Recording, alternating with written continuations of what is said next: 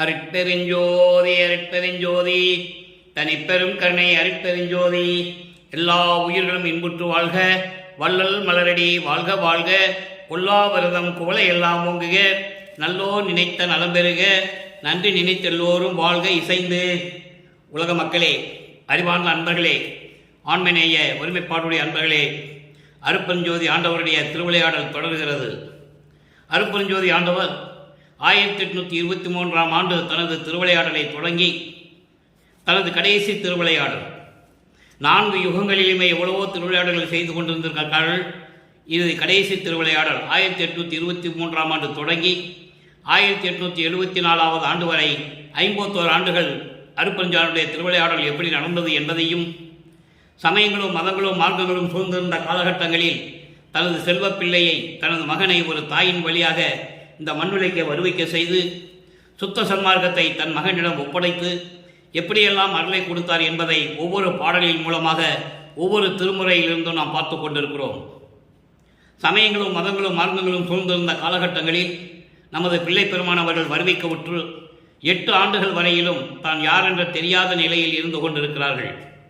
9வது ஆண்டிலே அருட்பெருஞ்சோதி ஆண்டவர் தன் மகனை ஆட்கொண்டு தன்னால் வருவிக்க உற்றவன் என்ற நிலை மட்டும் அவருக்கு அறிவித்துவிட்டு மறைந்து விடுகிறார்.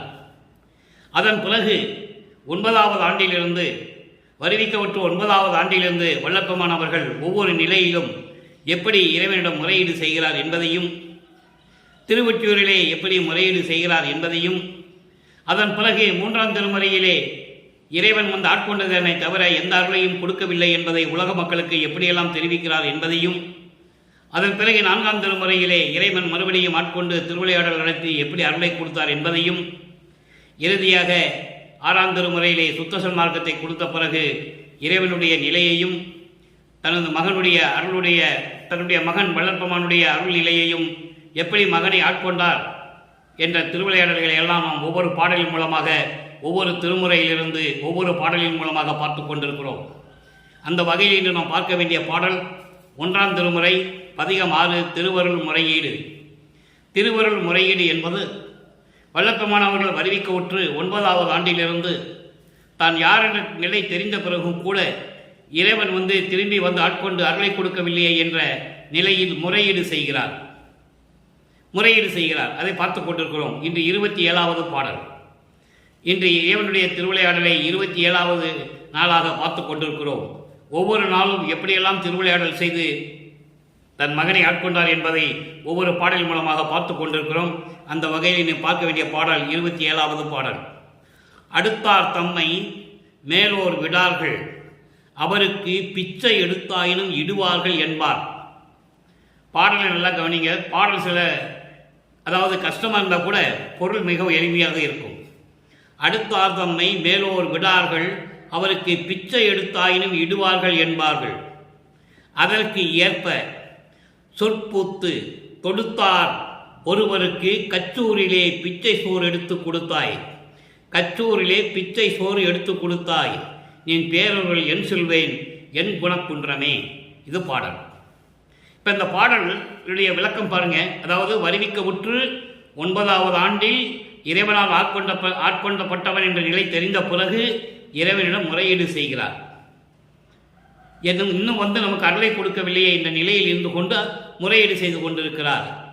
அவருடைய மனநிலையை, அவருடைய ஆதங்கத்தை முறையீடாக நமக்கு அருளி இருக்கிறார்கள். இறைவனே கதி என்று இருக்கும் அடியார்களை, இறைவனே கதி என்று இருக்கும் அடியார்களை, அதான் அடுத்தார் தம்மை என்று சொல்லுகிறார். இறைவனே கதி என்று இருக்கும் அடியார்களை மேலோர்கள் என்பது இரக்கம் குணம் கொண்டவர்கள், அடியார்களை மதிக்கக்கூடியவர்கள். அப்படிப்பட்டவர்கள் கைவிட மாட்டார்கள். அப்படிப்பட்ட மேலோர்கள் அடியார்களை கைவிட மாட்டார்கள். தங்களிடம் இல்லை என்றாலும் கூட பிச்சை எடுத்தாவது கொடுப்பார்கள்.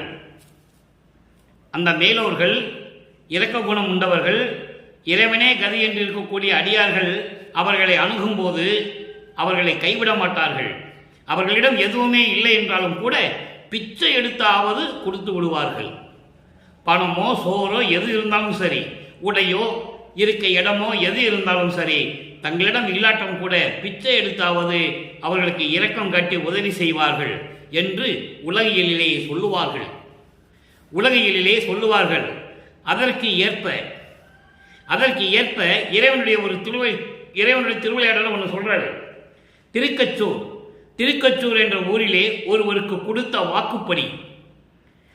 ஒருவர் யார் என்றால் சுந்தரன் இறைவனிடம் சொல்லுகிறார், தெருவிலே பிச்சை எடுத்து உண்பது எனக்கு கேவலமாக இருக்கிறது, எனக்கு மரியாதை இல்லை, யாரும் என்னை மதிப்பதில்லை, இனிமேல் எனக்கு உணவு வேண்டுமென்றால் உன்னிடம்தான் கேட்பேன், நீதான் பிச்சை எடுத்து கொடுக்க வேண்டும் அப்படின்னு இறைவன்கிட்ட சொல்றார். அதை இங்கே குறிப்பிடுகிறார். கச்சூரிலே ஒருவருக்கு கொடுத்த வாக்குப்படி தெருவிலே சென்று பிச்சை சோறு எடுத்து கொடுத்தாய். அவனுக்கு கொடுத்த இல்லை, எனக்கு ஏன் இன்னும் அருளை கொடுக்கலன்னு கேட்கிறார், முறையீடு செய்கிறார். அப்ப பிச்சை எடுத்து கொடுத்தாய், நின் பேரொருளை என்னன்னு சொல்லுவேன். ஒரு அடியாறு சோறு சாப்பிட்றதுக்கு பசிக்கு சோறு வேணும்னு சொல்லும்போது திருக்கச்சூர் என்ற ஊரிலே தெருவாக சென்று பிச்சை எடுத்து கொடுத்தாயே, எனக்கு என்ன அருளினாய்? என் குணம் குன்றமே. என் குணம் குன்றமே என்பது இறைவனுக்கு 8 குணங்கள் உண்டு. தன்மயத்தனாதல், தூய உடம்பினாதல், இயற்கை உணர்வினாதல், முற்றிலும் உணர்தல், இயற்கையாகவே பாசங்களை நீக்குதல், முடிவில் ஆற்றல் உடைமை, பேரறிவின் இன்ப உடைமை, வரம்பில் இன்ப உடைமை. இப்படி 8 குணங்கள் உண்டு இறைவனுக்கு. அதனால்தான் சுத்த சன்மார்க்கத்தை பெற்ற பிறகு உலக மக்களுக்காக ஒரு ஞான சபை வேண்டும் என்பதற்காகத்தான் இந்த 8 குணங்களை கொண்ட இறைவனுடைய 8 குணங்களை கொண்ட வடிவில், என் குணம் கொண்ட வடிவில் சத்தியஞான சபையை உருவாக்கினார்கள் என்பது எல்லாரும் அறிந்த விஷயம். அப்படி இருக்கின்ற இறைவனை எனக்கு ஏன் அருள் தரவில்லை என்று கூறுகிறார். இதை திருவடி புகழ்ச்சியிலே ஒரு பாடல் உண்டு. இன்தொண்டர் பசியார கச்சூரின் மனைதோறும் இறக்க நடை கொள்ளும் பதம். இன்தொண்டர்னா இறைவனுக்கு பிடித்த ஒரு அடியார். யாரு? சுந்தரன். அவன் பேர் ஊரன் அடிகளாரும் பேரு. ஊரன் அடிகளார். இந்த ஊரன் என்பது திருவாரூரில் இருப்பதால் இங்கே ஊரன் அடிகளார் என்று அவருக்கு பெயர். அந்த ஊர் பெயரை வச்சு ஊரன் அடிகளார்னு பேர் வச்சாங்க. இறைவன் அவனுக்கு சுந்தரன் பேர் வைத்தது. அழகாக இருப்பானாம் அந்த அடியார். அதனால் சுந்தரனுக்காக இன்தொண்டர் பசியார, இன்தொண்டர் பசியை போக்குவதற்காக, சுந்தரனுடைய பசியை போக்குவதற்காக கச்சூர் மனைதோறும் திருக்கச்சத்தூரில் இருக்கின்ற ஒவ்வொரு வீட்டுக்கும் பிச்சை எடுத்து சோறு எடுத்து கொடுத்தாய். அப்படிப்பட்ட திருவடியை கொண்ட இறைவன் என்று திருவடி புகழ்ச்சியிலே சொல்லுவார் 1ஆம் திருமுறையிலே. இன்தொண்டர் பசியார கச்சூரின் மனைதோறும் இறக்க நடை கொள்ளும் பதம். ஆக இந்த பாடலின் மூலமாக அவருடைய முறையீடு என்னவென்றால், இறைவனை இப்படிப்பட்ட இறைவன் நீ ஒரு தொண்டனுக்கு திருவழியாக சென்று பிச்சை எடுத்து கூட உணவு கொடுத்தாய். பசி என்று வந்துவிட்டால் மேலோர்கள் அடியார்கள் போய் கேட்டால் எப்படியாவது கொடுத்து விடுவார்கள், பிச்சை எடுத்தாவது கொடுப்பார்கள். அந்த இரக்கம் கூட நீ என்னிடம் காட்டவில்லையே, என் குணம் கொண்ட இறைவனே எனக்கு அருள்வாயாக என்று சொல்லி இந்த பாடலை அருளியிருக்கிறார்கள். அதன் பிறகு நிலைகள் மாறுகிறது. அதன் பிறகு மனம் ஒரு நிலையில் இல்லாமல் அலைவாய்ந்து கொண்டிருக்கும் போது தன் மனதிடம் எப்படி சொல்லுகிறார்? திருவொற்றியூருக்கு எப்படி செல்லுகிறார்? திருவொற்றியூரை சென்று தியாகராஜ பெருமானை எப்படி வழிபட வேண்டும் என்று மனதிடம் சொல்லி மனதை சாந்தப்படுத்துகிறார். அந்த நிலையில் உருவானதுதான் 2ஆம் திருமுறையிலே பதிகம் 3 ஸ்ரீ சண்முக நாம சங்கீர்த்தன லகிரி. ஸ்ரீ சண்முக நாம சங்கீர்த்தன லகிரி என்பது இறைவனுடைய பெயரை ஸ்ரீ சண்முக சிவா என்று சொல்லுவார். சண்முக சிவா என்று சொல்லுவார். சண்முகம் என்பது சண்முக தத்துவத்தை கொண்ட இறைவன். நான் ஏற்கனவே இந்த சண்முகத்திற்கு விளக்கம் கொடுத்திருக்கிறேன். சண்முகம் என்பது ஒரு தத்துவத்தை கொண்டது. அது சிவபெருமானிகிட்ட தான் இருந்தது. இதை மகாதேவங்களிலே சொல்லுவார், சண்முகம் கொண்ட கோவை என்று சொல்லுவார். அதுதான் பின்னாலே சுப்பிரமணிய தத்துவமாகி முருகனை உருவாக்கியது. இது திருவற்பாவிலே கண்ட உண்மை. அப்போ அந்த பேரை எப்படி சொல்லலாம் சொல்லி மனதிடம் சொல்லி மனதிடை சொல்லி சாந்தப்படுத்துகிறார். நல்லா கவனிங்க. கரவு நெஞ்சினர் கடைத்தலைக்கு ஏன் இந்த பாடலை நமக்கு அருளியிருக்கிறார்கள் என்பதை நீங்கள் நன்றாக புரிந்து கொள்ள வேண்டும். சமயங்களும் மதங்களும் மார்க்கங்களும் பிரபஞ்சம் தோன்றிய காலத்திலிருந்தே சிவபெருமானை சிவாய நம, சிவாய ஓம், சிவசிவா, நமச்சிவாய, ஓம் ஔ அம் சிவாய, இப்படியெல்லாம் 5 எழுத்து மந்திரம், 8 எழுத்து மந்திரம், 6 எழுத்து மந்திரம், 4 எழுத்து மந்திரம் என்று வேதங்கள் சொல்லிக் கொண்டிருந்தன என்பதை அகவலிலே கூறியிருப்பார்கள். அந்த விளக்கம் நம்ம கொடுத்திருக்கோம். அப்போ எல்லாருமே இப்படி தான் இறைவனை கூப்பிட்டுக்கிட்டு இருந்தாங்க அந்த பெயரை சொல்லி. அப்போ இவரும் அந்த நிலையில் இருந்து கொண்டிருக்கிறார். இறைவன் இருக்க வைக்கிறார். அருட்பெருஞ்சாண்டவர் சமயங்களிலும் மதங்களிலும் மார்க்கங்களிலும் தன் மகனை இருக்க வைக்கிறார். காரணம், சுத்த சன்மார்க்கத்தை கொடுக்கும்போது இதெல்லாம் பொய்ன்னு சொல்லணும். ஞானசரியில் சொல்லுவார், பொறித்த மதம் சமயம் எல்லாம் பொய் பொய்யே, அவற்றில் புகுதாதீர், சிவம் ஒன்றே பொருள் என கண்டறிவின் அப்படின்னு சொல்லுவார். அதெல்லாம் பொய். ஏற்கனவே பிரபஞ்சம் தோன்றிய காலத்திலிருந்து உருவாக்கி விட்டாங்க. உருவாக்கி அதை மக்களை வழிபட செய்து விட்டார்கள். உண்மை நிலை புரியாது மக்களுக்கு, உலக மக்களுக்கு. அதெல்லாம் பதத்தலைவர்களும் குலத்தலைவர்களும் பண்ணியது. சமயங்களையும் மதங்களையும் மார்க்கங்களையும் உருவாக்கியது. பல முரண்பட்ட வேறுபாடுகள் கொண்டது. இதெல்லாம் இல்லாமல் அதனுடைய காலம் நெருங்கி விட்டது. முடிவடைய நேரம் வரும்போது உலக மக்களுக்கு ஒரு சுத்த சன்மார்க்கம் தேவை. சமரசமாக இருக்க வேண்டும் மக்கள். அதனால்தான் சமரச சுத்த சன்மார்க்கம் என்று அருட்பெருஞ்சோதி ஆண்டவர் தன் மகனுக்கு அருளினார். மகாமந்திரத்தையும் அருளினார். அருட்பெருஞ்சோதி அருட்பெருஞ்சோதி தனிப்பெருங்கண்ணி அருட்பெருஞ்சோதி, ஒரே மந்திரம், ஒரே இறைவன், ஒரே சத்தியஞான சபை இந்த பிரபஞ்சத்துக்கே, வேற எங்கேயும் இல்லை. ஆக இப்படிப்பட்ட நிலையில் இருக்கும்போது மனதை சாந்தப்படுத்துவதற்காக திருவொற்றியூருக்கு செல்லுகிறார். அவர் திருவொற்றியூர் செல்லுவதை இந்த பாடலின் மூலமாக உலக மக்களுக்கு தெரிவிக்கிறார். கரவு நெஞ்சினர் கடைத்தலைக்கு உழன்றாய் மனமே நெஞ்சே, கரவு நெஞ்சினர் கடைத்தலைக்கு உழன்றாய், கலங்கி இன்னும் நீ கல் உழந்திடல் கடிதே, இரவு போந்திடும் எழுதினா எந்திரிக்குன்னு சொல்றாரு. என் நெஞ்சை எழுந்திரு, விடிய போகுது, இரவு போயிடுச்சு, விடிய போகுது, பகல் வந்துருச்சு, எழுந்திரு என் மனமே, எழில்குள் ஒற்றியூர் என்னும் தளத்துக்கு ஏகி, பரவு சண்முக சிவ சிவா சிவவோம் பரசுயம் சங்கர சங்கர சம்பு நமவோம் அரணே என்று எத்துதும், ஐயூரல் என்மேல் ஆணை கண்டாய் அவர் அருள் பெறலாமே.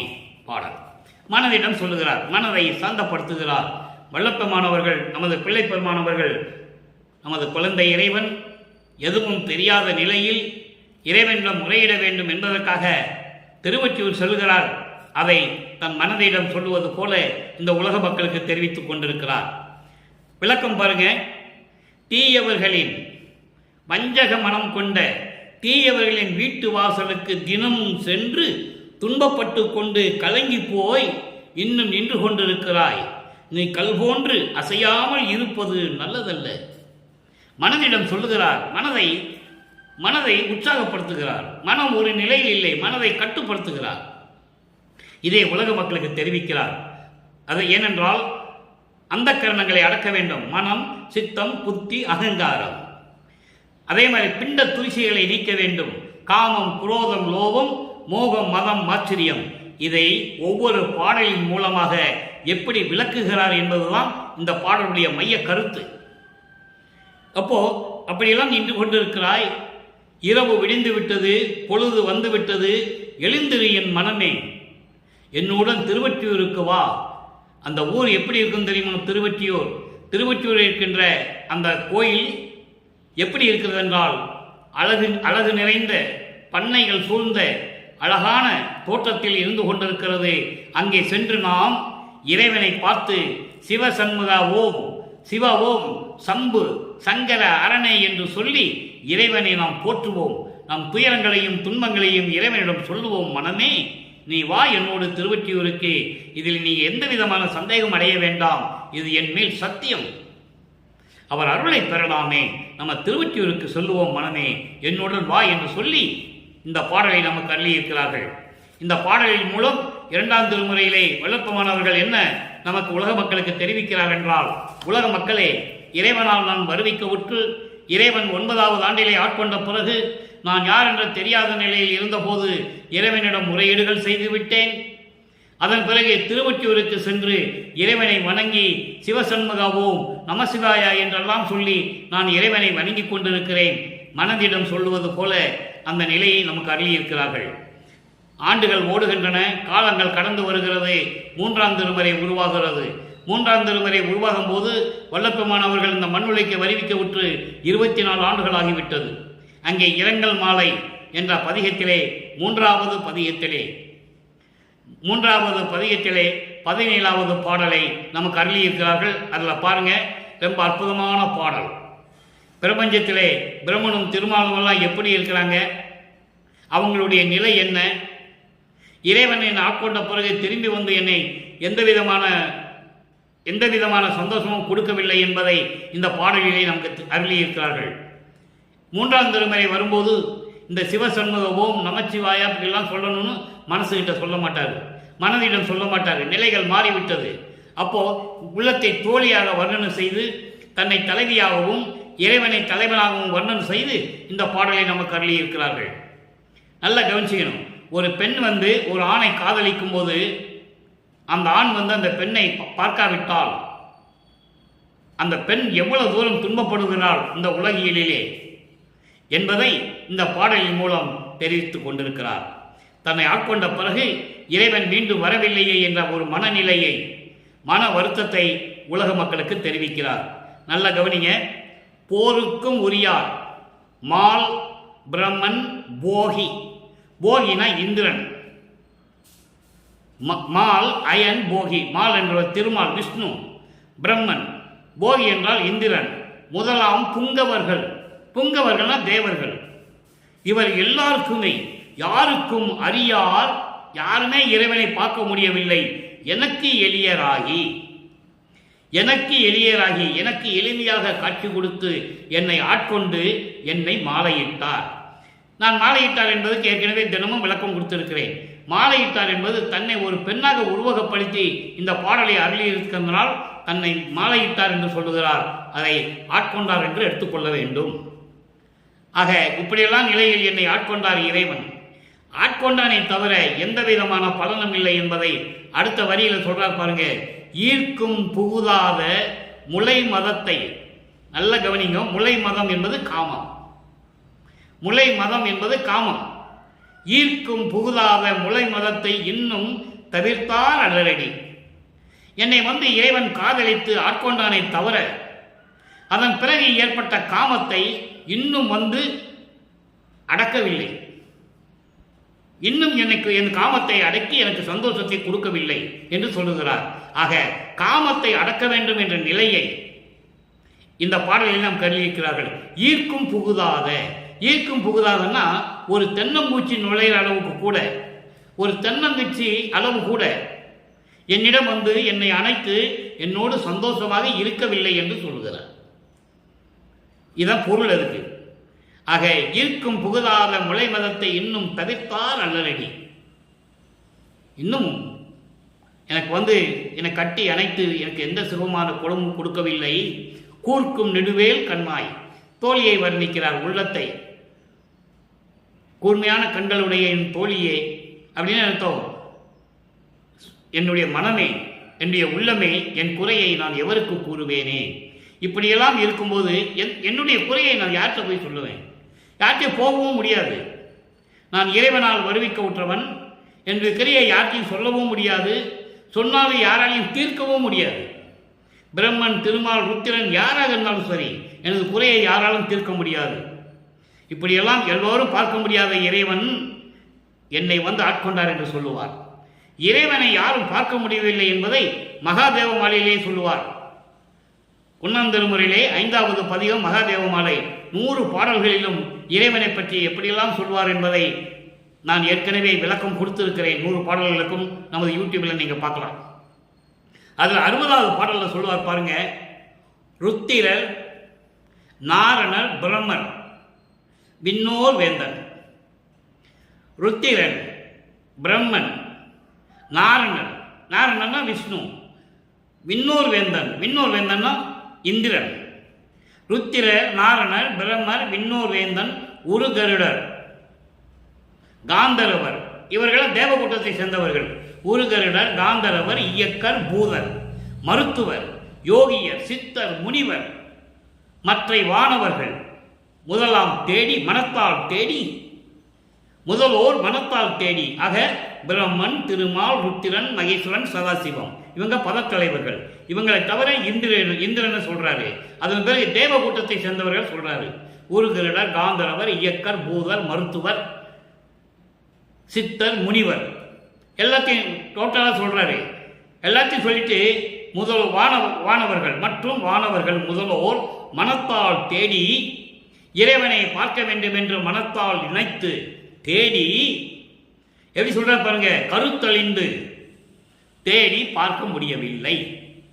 இறைவனை யாரும் பார்க்க முடியவில்லை. அவன் இங்க சொல்றாரு பாட்டில், யாருக்கும் அறியார்.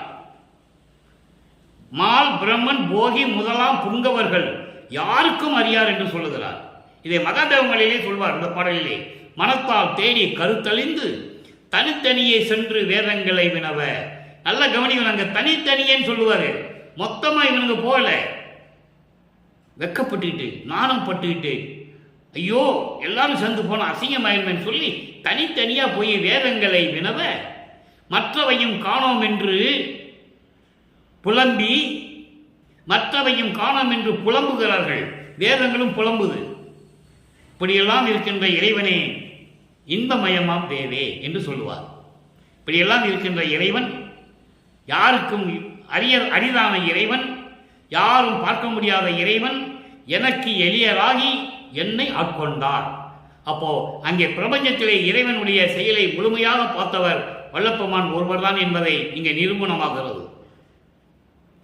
அடுத்து பாருங்க, இப்ப இரங்கல் மலையில சொல்லிட்டார், என்னை ஆட்கொண்டாரை தவிர எந்த அருளையும் கொடுக்கவில்லை, என்னோடு சந்தோஷமாக இருக்கவில்லை, என்னுடைய காமத்தை தீர்க்கவில்லை. காமம் என்பது இங்கே பெரு விருப்பம், என்னை தீர்க்கவில்லை என்றுதான் சொல்லியிருந்தார். நிலைகள் மாறுகிறது. 4ஆம் திருமுறைக்கு போகிறோம். 4ஆம் திருமுறையிலே இறைவன் எப்படி ஆட்கொண்டார் என்பதை 3ஆம் திருமுறை பிரசாத மாலையிலே பார்த்தோம். இது சுருக்கம், ஏற்கனவே நடந்தது சொல்கிறேன், சுருக்கமாக சொல்கிறேன். 3ஆம் திருமுறை பிரசாத மாலையிலே சொல்லுவார், திருநூறு எனக்கு வேண்டாம்னு இறைவன் சொல்லிட்டாரு, இனிமேல் திருநூறு தேவையில்லை என்று சொல்லி எனக்கு இந்தந்த அருளையெல்லாம் கொடுத்தார் என்று சொன்னார். அதுக்கப்புறம் 5ஆம் திருமுறையிலே பத்தி மாலையில பார்த்தோம், எப்படியெல்லாம் அருளை கொடுத்தார், ஏம சித்தியை கொடுத்தது, அதனுடைய அருளுடைய விளக்கத்தை எல்லாம் எப்படி கொடுத்தார் என்பதை பார்த்தோம். அதன் பிறகு இப்போ 8வது பதிகம் அபராத மன்னிப்பு மாலை. இந்த இடையில் இருக்கிற அந்த பதிகெல்லாம் பின்னால் பார்ப்போம். ஏன்னா அப்படிதான், அதுக்கு தான் தொகுத்து சொல்லணும். 2ஆம் திருமுறையில் இருக்கிற பாடல்களுக்கு இங்கே என்னென்ன பதிகம் விடுபடுதோ 4ஆம் திருமுறையிலும் 3ஆம் திருமுறையிலும் அதெல்லாம் தொகுத்து வரும். இப்போ 8வது பதிகத்தில் அபராத மன்னிப்பு மாலை 7வது பாடல். அபராத மன்னிப்பு மாலை என்பது, நல்ல கவனிக்கும் நண்பர்களே, நான் ஏற்கனவே கூறியது போல இறைவனுடைய திருவிளையாடலை வல்லப்பெருமான் அவர்கள் இந்த மண்ணுலகை அறிவிக்க உற்று 202 ஆண்டுகள் ஆகிவிட்டது. இந்த 202 ஆண்டுகளிலும் பொதுப்படையாக பொதுவாக பேசினார்களே தவிர திருவருட்பாவிலே இருக்கின்ற உண்மைகளை எடுத்து சொல்லி, அருட்பெருஞ்சானுடைய திருவிளையாடல் எப்படியெல்லாம் நடந்தது என்பதை சொல்லி, வல்லப்பெருமானுடைய இறைநிலையையும் கடவுள் நிலையையும் எப்படியெல்லாம் நம்ம பாடலிலே இருக்கிறது என்று சொல்லி மக்களுக்கு யாரும் விலக்கி சொன்னதில்லை. அது இறைவன் கொடுத்த தயவினாலும் கருணையினாலும் இந்த வள்ளலார் ஊழியன் அந்த விளக்கத்தை உங்களுக்கு சொல்லிக் கொண்டிருக்கிறேன். எனவே தயவு செய்து இந்த பதியத்தை தினமும் பாருங்கள். இந்த பதிவை அபராத மன்னிப்பு மாலை என்பது, நான் சமயங்களிலும் மதங்களிலும் மார்க்கங்களில் இருக்கும்போது செய்த குற்றங்களையும் புறங்களையும் எல்லாம் மன்னித்து எனக்கு அருள வேண்டும், அபராதம் கொடுத்துடக்கூடாது, தண்டனை கொடுத்துடக்கூடாது என்ற நிலையில் இந்த பாடலை நமக்கு அருளியிருக்கிறார்கள். நல்ல கவனிங்க. கையடை நன்கு அறியாதே கன அருளோடு ஊடி. ஊடி என்பது வேறுபட்டு முரண்பட்டு. கரிசு புகன்றேன் கருணை தேசு அறியா கடையேன். பொய்யடியேன் புகன்ற பிழை பொறுத்து அருளல் வேண்டும். சமயங்களிலும் மதங்களிலும் மார்க்கங்களில் இருக்கும்போது நான் செய்த குற்றங்களையும் தவறுகளையும் எல்லாம் பொறுத்து எனக்கு அருள வேண்டும் சொல்றாரு. அடுத்து பாருங்க, புத்தமுதே இறைவனை சொல்றாரு. அங்க என்ன சொல்லுவாரு, சமயங்களிலும் மதங்களிலும் மார்க்கங்களிலும் அங்க இருக்கும்போது 3 திருமுறைகளிலே சொல்லுவார். கங்கையை சுமந்த இறைவன், பாம்புகளை கழுத்திலே அணிந்த இறைவன், சூலாயுதம் கொண்ட இறைவன், உடுக்கையை கையில் வைத்துக் கொண்ட இறைவன், சுடுகாட்டிலே இருக்கின்ற மண்டை ஓடுகளை மாலையாக கோர்த்து கொண்டிருக்கின்ற இறைவன், இப்படியெல்லாம் சொல்லுவார். இது சமயங்களும் மதங்களும் மார்க்கங்களும் இந்த பிரபஞ்சம் தோன்றிய காலத்திலிருந்து இறைவனை அப்படி உருவகப்படுத்தின தத்துவங்களின் அடிப்படையில் உருவகப்படுத்தினார்கள். இங்க என்ன சொல்ற பாருங்க, புத்தமுதே சுத்த சுக பூரண சிற்சிவமே ஐய அடிகள் தாடவக்கோன். ஐய அடிகள் தாடவக்கோன் இவர் 63 நாயன்மார்களில் ஒருவர். ஐய அடிகள் தாடவக்கோன் என்பவர் ஒரு நாயன்மார். அவர் 63 நாயன்மார்களில் ஒருவர். அவர் அகமகிழ்ந்து போற்றும். அப்படிப்பட்ட அந்த நாயன்மார்களிலே அவர் ஒருவர் மகிழ்ந்து போற்றும். அம்பலத்திலே நடம் செய்யும் செம்பவள மலையே, மெய்யடியார் உள்ளகத்தில் விளங்குகின்ற விளக்கே, வேதமுடி மீதியிருந்த மேதவு சத்குருவே. இது பாடல். இந்த பாடலில் விளக்கம் பாருங்க. கையடை நன்கு அறியாதே என்பது, அதாவது கையிலே வைத்து பாதுகாக்குகின்ற இறைவனை நன்கு தெரியாமல், அறிந்து கொள்ள முடியாமல், கையிலே வைத்து உள்ளங்கையிலே வைத்து பாதுகாக்கக்கூடிய இறைவனை, அதான் கையடை நன்கு அறியாதே என்று சொல்லுகிறார். உள்ளங்கையிலே வைத்து பாதுகாத்து கொண்டிருக்கின்ற பாதுகாக்கும் இறைவனை பற்றி தெரியாமல், உன்னை பற்றி தெரியாமல், உன்னுடைய பேரருளோடு, கன அருளோடு என்று சொல்லுகிறார், பேரருளோடு ஊடி மாறுபட்டு சில குற்றங்களையும் குறைகளையும் தவறுகளையும் நான் சொல்லி இருக்கிறேன். தெளிவாக சொல்றார். நான் சொல்லி இருக்கிறேன். கருணை தேசு அறியா கடையேன். கருணையின் அருள் ஒளியாக விளங்க கொண்டிருக்கின்ற தேசு என்பது ஒளி. கருணையின் அருள் ஒளியாக விளங்கி கொண்டிருக்கின்ற உன்னுடைய அருள் பெருமையை பற்றி தெரியாமல் இருக்கும் கடைநிலையில் இருக்கின்றவன் நான். பொய் அடியேன் புகன்ற, நான் பொய் சொன்ன இந்த தவறுகளையும் பிழைகளையும் குற்றங்களையெல்லாம் மன்னித்து எனக்கு அருள வேண்டும். புத்தமுதே, அமுது போன்ற இறைவனே, சுத்த சுக பூரண சிற்சவமே, பேரின்பமாக பரிபூரணமாக பிரபஞ்சத்தில் விளங்கிக் கொண்டிருக்கின்ற விஞ்ஞான இறைவனே, விஞ்ஞானமே, விஞ்ஞான இறைவனே, ஐய அடிகள் தாடவர்கோன், 63 நாயர்களிலே ஒருவனான ஐய அடிகள் தாடவர்கோன் அகமகிழ்ந்து உள்ளமகிழ்ந்து போற்றக்கூடிய அம்பலத்திலே அருளடம் செய்து கொண்டிருக்கின்ற இறைவனே, மெய்யடியார் உள்ளகத்தில் விளங்குகின்ற விளக்கே, மெய்யடியார்கள் உள்ளத்தில் விளங்கி கொண்டிருக்கின்ற விளக்கே, வேதமுடி மீதியிருந்த மேதகு சத்குருவே. வேதங்களில் ரிக்வேதம், யசுர்வேதம், சாமவேதம், அதர்வன வேதம் போன்ற 4 வேதங்களுடைய விளக்கங்களின் மேல் விளங்கி கொண்டிருக்கின்ற இறைவனே, சத்குருவே, எனக்கு அருள வேண்டும். என்னை மன்னித்து, அபராதம் கொடுக்காமல் மன்னித்து, நான் செய்த பிழைகளையும் குற்றங்களையெல்லாம் மன்னித்து எனக்கு அருள வேண்டும் என்று இறைவனிடம் முறையீடு செய்கிறார். இப்போ நிலைகள் எல்லாம் மாறுகிறது. அப்போ 6ஆம் திருமுறைக்கு வருகிறோம். சுத்த சன்மார்க்கத்தை தன் மகனை ஒப்படைக்கிறார். சுத்த சன்மார்க்கம் பெறும்போது நமது பிள்ளைப்பெருமான் அவர்கள், நமது இறைவன் வல்லற்பெருமான் அவர்கள் 5வது எட்டில் இருந்து கொண்டிருக்கிறார். ஐயட்ட 40. ஐயட்ட 40 என்பது இறைவனால் வருவிக்க உற்று 32 ஆண்டுகள் தொடங்கி 40 ஆண்டுகளுக்குள், அந்த 8 ஆண்டுகளுக்குள் எப்படியெல்லாம் இறைவனிடம் அருளை பெற்றுக் கொண்டார் என்பதை தான் 6ஆம் திருமுறையிலே ஒவ்வொரு பதியத்தின் மூலமாக நாம் பார்த்து கொண்டிருக்கிறோம். நல்ல கவனிங்க. பதிகம் 6 ஆற்றாமை. ஆற்றாமைன்னு சொல்லுவாங்க உலகிலே. ஆற்றாமை என்பது சகிக்க முடியாமல் இருப்பது. அதான் ஆற்றாமை. மனம் ஏங்கிக் கொண்டிருப்பது, இறைவனுடைய அருளை பெற முடியாமல் அந்த துயரத்தை சொல்லிக் கொண்டிருப்பது. 7வது பாடல், சமயங்களையும் மதங்களையும் மார்க்கங்களை விட்டுட்டு அவங்க அப்பா அற்புதஞ்சாயிட்ட சுத்த சன்மார்க்கத்தை வாங்கிட்டு உள்ள என்றார்கள். என்றாகும் போது ஆற்றாமை என்ற பதிகம் உருவாகிறது. அதை எப்படியெல்லாம் சொல்றார் என்பதை பார்க்க போறோம். சமயங்களிலும் மதங்களிலும் நிலைகளில் இருந்த நிலைகளை சொல்லுகிறார். சொல்லிட்டு எனக்கு அருள வேண்டும் என்று சொல்லுவார். வாட்டமே உடையார் தங்களை காணில் மனம் சிறிதும் இரக்கமுற்று அறியேன். கோட்டமே உடையேன் கொலையனேன். நல்லா கவனிங்க. கொலையனேன்னு சொன்னா அவர் கொலை செஞ்சாருன்னு நீங்க நினைச்சிடக்கூடாது. கொலையனேன் என்பது இரக்கம் இல்லாதவன், உயிரின் மேல் இரக்கமும் தயவும் இல்லாதவன். அந்த நிலையில் இருக்கும்போது அவர் சொல்றாரு. அதுக்கப்புறம் தான் சொல்லுவாரு, உயிர்கள் என் மூச்சு, எல்லா உயிர்களும் என் உயிர் போல் இருக்கின்றன என்று சொல்லுவார். அதெல்லாம் இறுதி கட்டத்தில் வரும் அந்த பாடல்கள். புலையனேன் கூற்றினும் கொடியனேன், மாயை ஆட்டமே புரிந்தேன், அறத்தொழில் புரியேன், அச்சமும் அவலமும் இயற்றும் கூட்டமே விளைந்தேன். சமயங்களிலும் மதங்களிலும் மார்க்கங்களில் ஈடுபட்டுக் கொண்டு அதை சார்ந்தவர்களுடைய அந்த கூட்டத்தில் சேர்ந்து கொண்டு இருந்தேன். அம்பலக்கூத்தன் குறிப்பினுக்கு என் கடவேனே. இது பாடல். இப்போ பாடலுடைய விளக்கம் பாருங்க. வாட்டமே உடையார் தங்களை, அதாவது துன்பம் அடைந்தவர்களை பார்க்கும்போது, துன்பப்பட்டு கொண்டிருப்பவர்களை பார்க்கும்போது, துயரத்தில் இருக்கும்போது, அவர்களை பார்க்கும்போது எனது மனம் சிறிதளவு கூட இரக்கமடையவில்லை, சிறிது கூட இரக்கமடையவில்லை. கோட்டமே உடையன், குற்றமுடையவன், இரக்கமில்லாதவன், இழிந்தவன், கூற்றினும் கொடியனே. கூற்றினும் மரணம், மரணத்தை விட கொடுமையானவன் நான். மாயை ஆட்டமே புரிந்தேன், மாயையிலும் மயக்கங்களில் சிக்கிக்கொண்டு அதன் சொல்லுபடியெல்லாம் ஆடிக்கொண்டிருந்தேன். மாயைகளின் மயக்கங்களில் சிக்கிக்கொண்டு இந்த மாயைகளும் மயக்கங்களும் எப்படியெல்லாம் இருக்க சொன்னமோ அந்த மாதிரி நான் செயல்பட்டு கொண்டிருந்தேன்.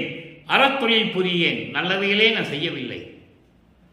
சமயங்களில் மதங்கள் மாற்ற நான் என்ன செஞ்சேன்? ஒன்றும் செய்ய முடியலையே, என்ன செய்யறதுனே தெரியல எனக்கு. அந்த நிலையில் இருந்து கொண்டிருந்தேன்.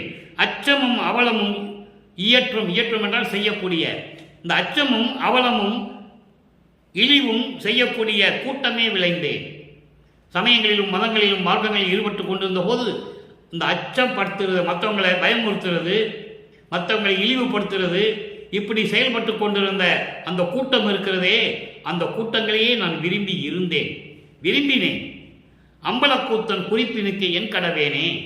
அம்பலத்திலே அருளண்டனம் செய்து கொண்டிருக்கின்ற இறைவா, உன்னுடைய உள்ளத்தில் நான் பதிய வேண்டும் என்றால், உனக்கு பிடிக்குமாறு நான் இருக்க வேண்டும் என்றால் நான் என்ன செய்ய வேண்டும்? என்னால் என்ன செய்ய முடியும்? சொல்லுவாயாக என்று சொல்லி இந்த பாடலை அருளியிருக்கிறார்கள். அடுத்த பதிகம் 7. நான் ஏன் பிறந்தேன்? நான் ஏற்கனவே கூறியது போல இந்த பிரபஞ்சம் தோன்றிய காலத்தில் எத்தனையோ பேரை நீ உருவாக்கினாய்.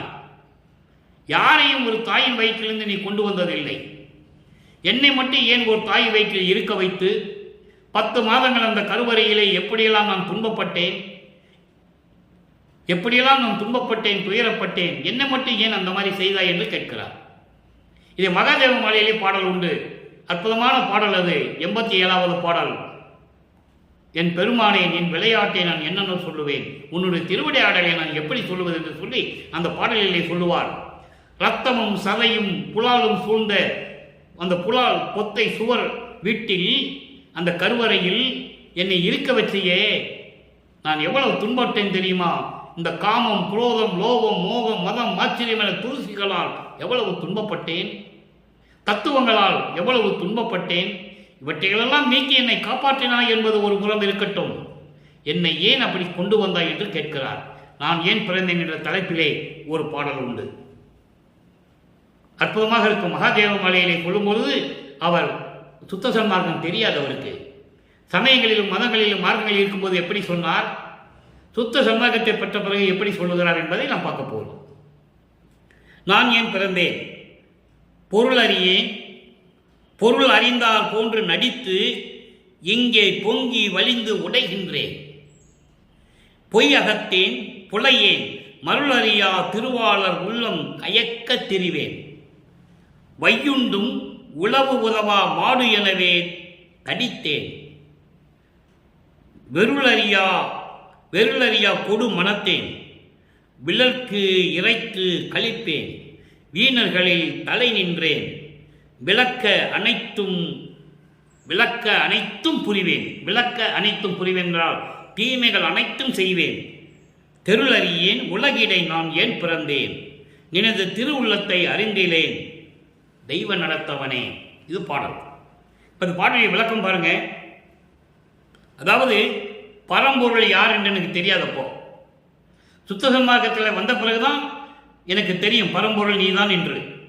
சமயங்களிலும் மதங்களில் மார்க்கங்களில் இருக்கும்போது எனக்கு தெரியாது, எனக்கு எதுவுமே தெரியாது, பரம்பொருள் யார் என்று தெரியாது. அப்படி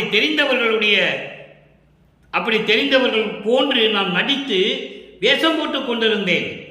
ஏன்னா இவர் வேஷம் போட சொல்றார். அவரு ஒரு பாட்டிலே சொல்லுவார், என் வழக்கு உரைத்ததற்கு இரு நிலத்து போல் வேடம் கட்டி இருத்திக்களோ, திரும்பால் வணங்கும் பதத்துவா நான் உன் சிறுவன் என்றே என்று ஒரு பாடலிலே சொல்லுவார். இது திருவள்ளுவர் முறையில் இருக்கு, அது பின்னால் நம்ம பார்க்க போறோம். அப்போ அந்த நிலையில் இருக்கும்போது, அதாவது மருளறியா திருவாளர், நான் பொய்யே சொல்லிட்டு இருந்தேன், நல்லவன் போல நடிச்சுக்கிட்டு இருக்கேன். பரம்பொருள் யாரும் எனக்கு தெரியாதப்போ, ஆனால் பரம்பொருள் பார்த்தவன் போல பொய் சொல்லி வேஷம் போட்டு நடித்து கொண்டிருக்கிறேன். அப்படிப்பட்டவன் நான். பொய்யகத்தேன், மிகவும் இழிந்தவன், புலையனேன். மருளறியா திருவாளர் உளம் கயக்கத் தெரிவேன். மாயைகளையும் மயக்கங்களையும் விட்டுவிட்டு உயிர் இரக்கம் கொண்டு இருக்கின்றார்களே, அவர்களுடைய உள்ளத்திலே என் மீது கசப்பு வரும்படி, வெறுப்பு வரும்படி நான் தெரிந்து கொண்டிருந்தேன். என்னை எல்லாரும் பார்த்து வெறுப்பாக பார்த்து கொண்டிருக்கிறார்கள். என்ன நிலையை சொல்றார் பாருங்க. அப்போ வல்லப்பமானவர்கள் வருவிக்க விட்டு இறைவனை காண முடியாமல் எப்படியெல்லாம் அவதப்பட்டிருப்பார், அவஸ்தப்பட்டிருப்பார், மனம் துன்பப்பட்டிருப்பார், எவ்வளவு கேவலப்பட்டிருப்பார். அதை அந்த உள்ளத்தை உலக மக்களுக்கு உள்ளபடி உண்மையாக இந்த பாடலில் நமக்கு அறிவிக்கிறார்கள். ஏன்னா அங்கே இறைவனுடைய திருவிளையாடல் தொடர்ந்துகிட்டு இருக்கு. இவரால் வெளியே சொல்லவும் முடியல, இறைவன் வந்து அருளை கொடுக்கவும் முடியல. அந்த நிலையில் நான் ஏன் பிறந்தேன் என்று கேட்கிறார். வெருளறியா கொடுமனத்தேன், வெருளறியா கொடுமனத்தேன். யாரை பார்த்தாலும் பயத்தை உண்டாக்குறது, அச்சத்தை உண்டாக்கக்கூடிய ஒரு மனம் கொண்டவன் நான். அதோடு மட்டுமல்ல, விழலுக்கு இறைத்து கழிப்பேன். வீணாக பொழுதை கழித்துக் கொண்டிருந்தேன். விழலுக்கு இறைத்து என்பது, அதாவது உலகில் சொல்லுவாங்க, அதாவது பயிர்களுக்கு தண்ணி பாய்ச்ச சொன்னால் புல்லுக்கு தண்ணி பாய்ச்சிக்கிட்டு இருக்கான்னு சொல்லுவாங்க, வீணாக போனவன் சொல்லுவாங்க. அதான் சொல்றாரு, வீணாக பொழுதை கழித்து கொண்டிருந்தேன், விழலுக்கு இறைத்து கழிப்பேன். வீணாக பொழுதை கழித்துக் கொண்டிருந்தேன், வீணர்களில் வீணா போனவர்களுடைய தலை சிறந்த இடத்தில் இருந்தேன், தலை நின்றேன், விளக்கு அனைத்தும் புரிவேன், தீமைகள் அனைத்தும் புரிந்து கொண்டிருந்தேன். அப்படி என்றால் என்ன அர்த்தம்? இவர் தீமை செய்யல, சமயங்களிலும் மதங்களிலும் மார்க்கங்களில் இருந்து கொண்டிருந்தார். இருந்தேன், தெருளறியேன், அருள் பக்குவம் என்னன்னு எனக்கு தெரியாது.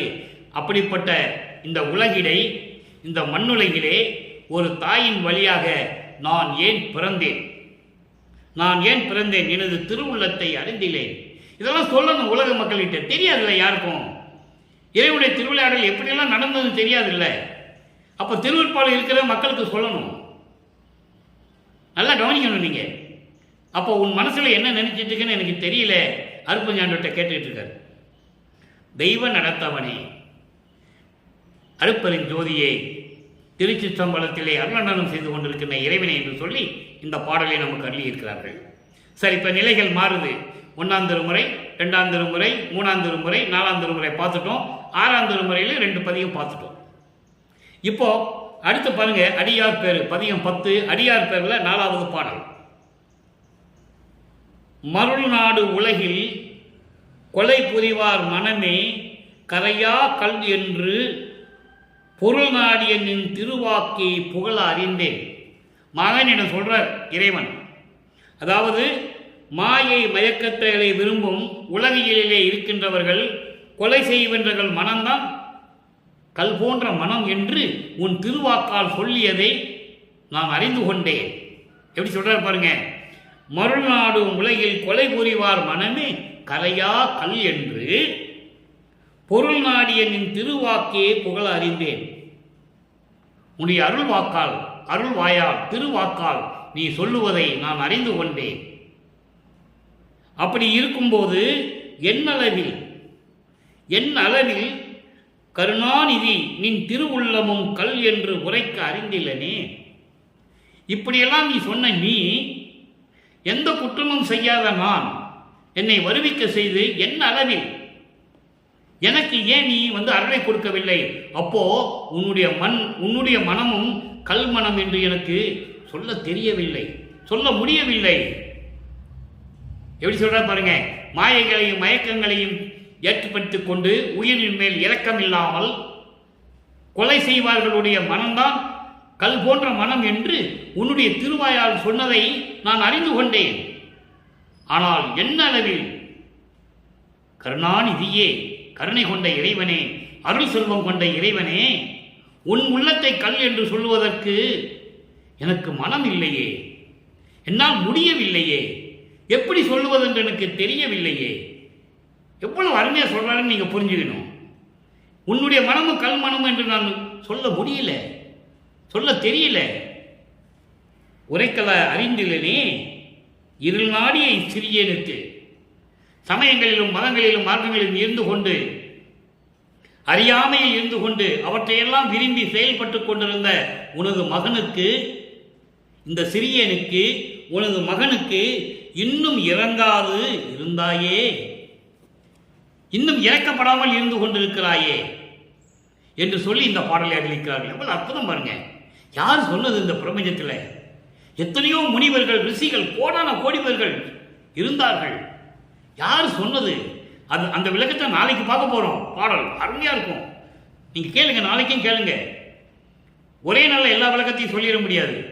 அப்போ இந்த நிலையில் இருக்கும்போது சொல்ற, உன் மனசு என்ன கல்லுன்னு சொல்லலாம், ஆனா சொல்றதுக்கு என்னால முடியல, எனக்கு தெரியல, இப்படியெல்லாம் இருக்கின்ற நீ எனக்கு மட்டும் ஏன் இன்னும் வந்து அருளைன்னு சொல்ற. அடுத்த தனித்திரு அடங்கல் 110வது பதிகம், பாடல் 134. எல்லாவற்றையும் முடித்த பிறகு கடைசி நிலையில் என்ன நடக்கிறது? இன்பிலே வயங்கும் சிவ பரம்பொருளே, இன்பிலே வயங்கும் சிவ பரம்பொருளே.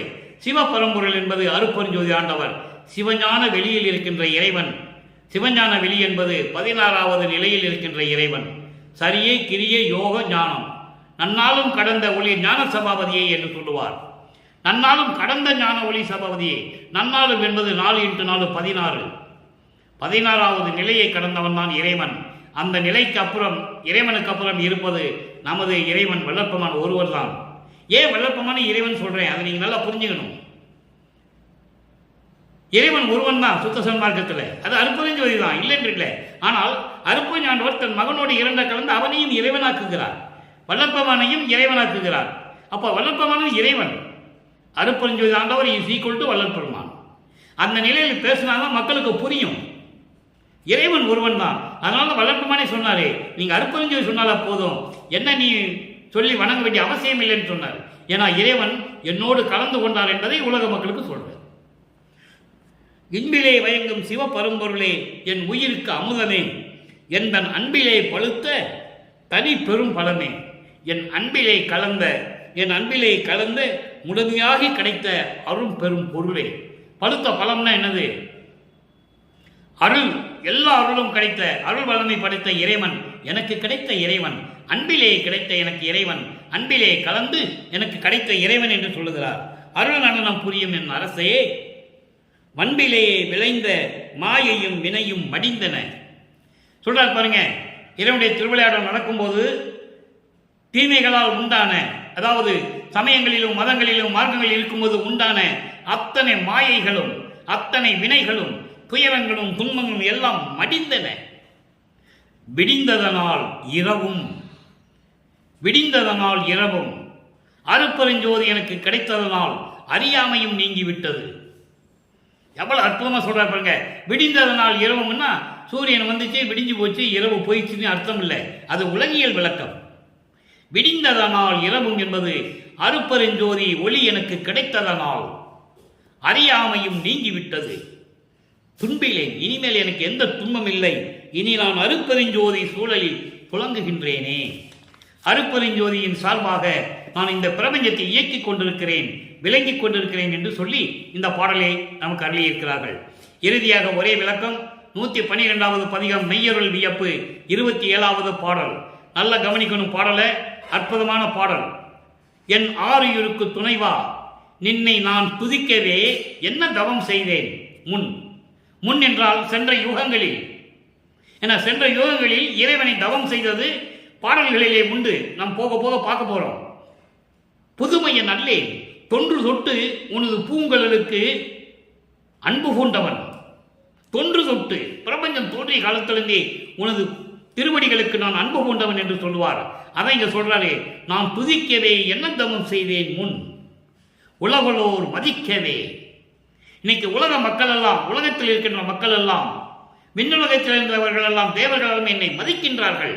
அந்த அளவுக்கு நான் உன்னிடம் தவம் செய்து கொண்டிருந்திருக்கிறேன் சென்ற யுகங்களில். அதோடு மட்டுமல்ல, பொன்னார் புயனும் மயனும் பிறரும், பிரம்மனும் திருமாலும் பிறரும், இந்திரன், தேவர்கள் யாராக இருந்தாலும் சரி, பொருந்தல் அறியவே எனக்கு நிகரில்லை, நான் தான் வல்லவன், வலிமை மிக்கவன் என்று பாடலிலே சொல்லுவார்.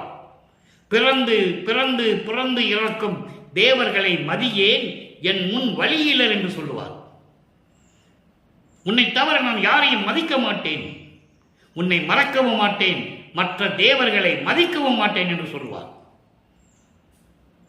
மறந்தும் என்ற நாவால் உரைக்க மாட்டேன் சிறு தெய்வ நாமங்களை என்று சொல்லுவார். உன்னை தவிர இது எல்லாமே சிறு தெய்வங்கள் என்று சொல்லுவார். ஆனால் உலகிலே மாற்றி சொன்னார்கள். கொலை செய்கிற இடம் மட்டும்தான் சிறு தெய்வம் சொன்னாங்க. அப்படி கிடையாது. அருப்பஞ்சோதி ஆண்டை தவிர இதெல்லாம் சிறு தெய்வங்கள் தான். அது திருவற்பாவிலே ஆதாரங்கள் உண்டு, யாரும் மறுக்க முடியாது. பாடல்களில் உண்டு. அதெல்லாம் நம்ம போக போக பார்க்க போகிறோம். அற்புதமாக இருக்கும். இன்னும் போக போக பாருங்கள், பாடலுடைய விளக்கம் எப்படி இருக்கும் உங்களுக்கே தெரியும். அப்போ பிரம்மனும் திருமாலும் ருத்திரனும் எனக்கு யாரும் பொருந்துதல் அறியதே, எனக்கு யாரும் என்னோட குறிப்பிட்டே சொல்ல முடியாது. புலையனுக்கு அளித்த கருணை மிகவும் பெரியதே, எனக்கு அவ்வளவு கருணையெல்லாம் எனக்கு அளித்திருக்கிறாய் என்று சொல்கிறார். இதை ஒரு பாடலிலே சொல்லுவார். உரம்பெறும் அயன் மால் முதலோ பெருந்தேவர் உள்ளத்து அதிசயத்திட எனக்கே வரம் தருகின்றாய் வள்ளல் நின் கருணை மா கடல் எல்லை கண்டிலனே. உன்னுடைய கருணை இருக்கிறதே பெரும் கடலுடைய விட உயர்ந்தது, அதுக்கு எல்லையே இல்லை. கடலுக்கு எப்படி எல்லை இல்லையோ அதே போன்று உன்னுடைய கருணைக்கும் எடை இல்லை என்று சொல்கிறார். எப்படி? பிரம்மனும் திருமாலும் ருத்திரனும் பெரும் தேவர்களும் எல்லாமே அதிசயமா பார்க்குறாங்க. உள்ளத்து அதிசயத்தில எனக்கே வரம் தருகின்றாய், எனக்கே எல்லாமே கொடுத்து கொண்டிருக்கிறாய். வள்ளலே நின் கருணை பெரும் கடலுக்கு விட பெரியது, அதுக்கு எல்லையே கிடையாது என்று சொல்லி நமக்கு பாடலை அருளியிருக்கிறார்கள். ஆக வள்ளற்பனுடைய நிலை என்ன என்பதையும் அருட்பெருஞ்சாண்டவர் எப்படியெல்லாம் ஒவ்வொரு காலகட்டத்தில் தன் மகனுக்கு அருளை கொடுத்தார் என்பதையும் திருவெட்பாவிலே 1ஆம் திருமுறை, 2ஆம் திருமுறை, 3ஆம் திருமுறை, 4ஆம் திருமுறை மற்றும் 6ஆம் திருமுறையிலிருந்து நாம் பார்த்து கொண்டிருக்கிறோம். அருட்பெருஞ்சாண்டருடைய திருவிளையாடல் தொடர்கிறது, நாளையும் தொடரும். ஒவ்வொரு நாளும் இந்த பதியத்தை பாருங்கள். என்னுடைய ஆசையெல்லாம் தான் இறைவனுடைய நிலையை மக்கள் தெரிந்து கொள்ள வேண்டும். எனவே மக்களே, சுத்த சன்மார்க்கம் நமக்காகவே இறைவன் ஏற்படுத்தி கொடுத்தது. மற்ற மதங்களும் சமயங்களும் மார்க்கங்களும் மனிதர்களால் உருவாக்கப்பட்டது. இது இறைவனால் உருவாக்கப்பட்ட ஒரு நல்ல மார்க்கம்.